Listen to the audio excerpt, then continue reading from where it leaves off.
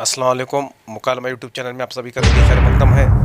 अगर आपने इस चैनल को सब्सक्राइब नहीं किया तो सब्सक्राइब कर लीजिएगा और बेल आइकन पर क्लिक कीजिए, लाइक कीजिए, कमेंट कीजिए और शेयर कीजिए। तो चलिए, अस्सलाम वालेकुम।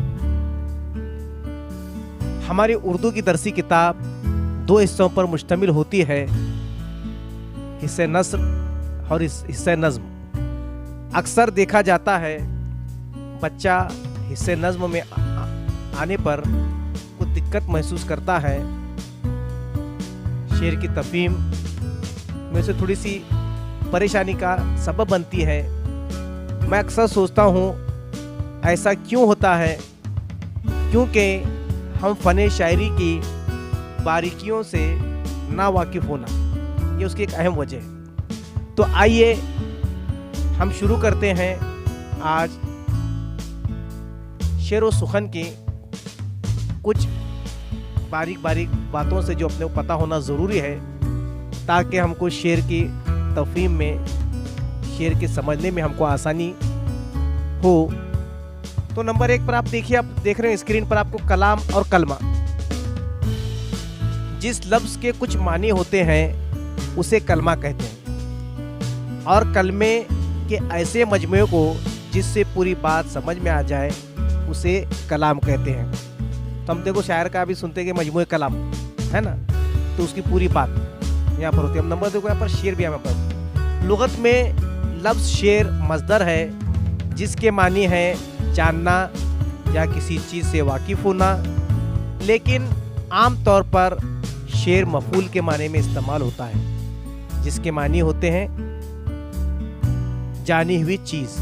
अब नंबर 3 पर देखो, शायरी में हम अक्सर देखते हैं कि भाई जो शेर तख्लीक करता है उसे शायर कहते हैं, और जो नस्र लिखता है उसे हम नस्र निगार या मुसन्निफ हम कहते हैं। नस्र निगार या मुसन्निफ हम उसे कहते हैं। तो भाई शायरी में अक्सर शायर हम लोग नाम सुनते हैं, मतला, मक्ता, तखल्लुस, मिसरा। अक्सर ये बातें शायरी के हवाले से अपने उस्ताद जो है बच्चों को ये उनकी ज़ुबान से अदा होती रहती है। अब शायर देखो, शायर इसमें फ़ाइल है जिसके मायने है जानने वाला, चूँकि शायर जिन ख्यालात को नज़्म करता है उनसे वाकिफ़ होता है, इस वास्ते शेर कहने वाले को शायर कहते हैं। चौथा, मिसरा। शेर के 2 हिस्से होते हैं, जिसे कहता है मिसरे उला और मिसरे सानी। ये 2 मिलाकर एक शेर मुकम्मल होता है। शेर के लिए शर्त है मिसरे उला और मिसरे सानी 2 मिसरों का होना ज़रूरी है। उसे कहते हैं, हम एक हिस्से को मिसरा कहते हैं। किसी एक मिसरे को शेर नहीं कह सकते, एक मिसरे को हम शेर नहीं कह सकते, उसे मिसरा कहा जाता है। तो हम अगले वीडियो में हम देखेंगे काफिया, रदीफ, मतला, मक्ता, हुस्ने मतला। हम अगले वीडियो में इसके बारे में जानेंगे। अल्लाह हाफिज़। प्यारे बच्चों, अस्सलाम वालेकुम। आज हम इस दूसरे वीडियो में देखेंगे शायरी में काफिया, मतला, हुस्न मतला।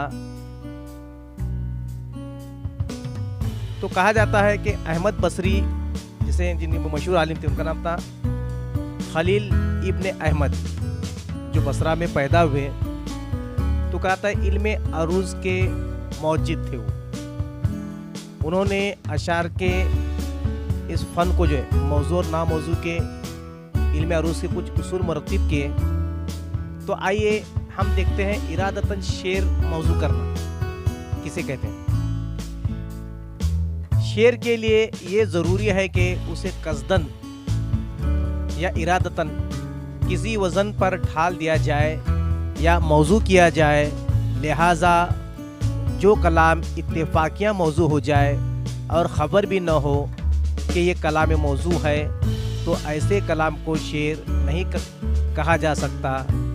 अलबत्ता गौर व फिक्र के बाद मौजू होने का पता चल जाए तो उसे शेर समझा जाएगा, और गौर व फिक्र ही कसदन मौजू करने के कायम मकाम होगा। अब देखो, हम अक्सर गज़ल पढ़ते वक्त हम देखते मतला, काफिया और हुस्न मतला और मक्ते का इस्तेमाल करते हैं। तो जहाँ पर शायर अपना तखल्लुस इस्तेमाल करता है, तखल्लुस हम किसे कहेंगे?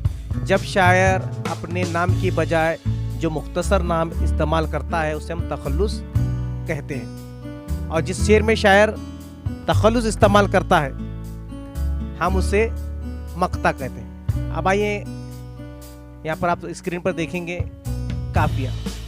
काफिया भी शेर के लिए ज़रूरी समझा जाता है क्योंकि इससे ये पता चल जाता है कि कलाम मतला है या नहीं, और यही इसका शेर से ताल्लुक़ है। नेज़ काफिए से शेर का हुस्न दुबाला हो जाता है।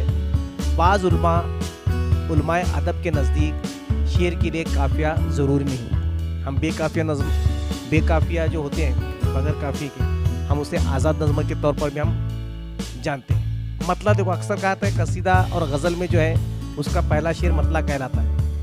अब देखिए मतले की तारीफ़ है बयान के, जिस शेर के दोनों मिसरों में काफिया होता है, गौर कीजिएगा आप, जिस शेर के दोनों मिसरों में काफिया होता है उसे मतला कहते हैं।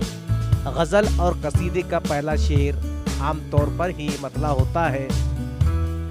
मतला कई भी हो सकते हैं और उन्हें हुस्न मतला कहते हैं। जिन अशार के सिर्फ आखिरी मिसरे में काफिया होता है उन्हें शेर ही कहते हैं। अब देखो अक्सर हम मिसरे को जो है 3 हिस्सों में तकसीम करते हैं तो हमारे लिए उसका समझना आसान होगा कि शायर क्या कहना चाहता है। देखो उसको इब्तिदाइया जो अल्फाज होंगे तो हम उसको सदर के तौर पर देंगे, सदर यानी कि शुरुआत या इब्तिदा उसे, और उसके दरमियान के जो लफ्ज़ होंगे हम उससे हशू कहेंगे कि भाई शायर असल उसमें मग़ज़ जिसे कहते हैं उसे क्या कहना चाहता है, और आखिर में ज़र्ब या अजज़ या शायर जिसे इल्म अरूज जिसे काफ़िया रदीफ इस्तेमाल करता वो अक्सर आखिर में होता है।